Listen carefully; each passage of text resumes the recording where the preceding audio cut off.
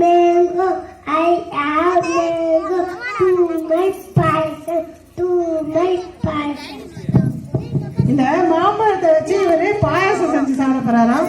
அவங்க அம்மா எங்க இருக்காங்கன்னு பார்த்து வச்சுங்க. மாம்பழத்தை வந்து பாயாசம் பண்ணி கொடுத்துருங்க. I add tomato. I add tomato to make rasam. To make rasam.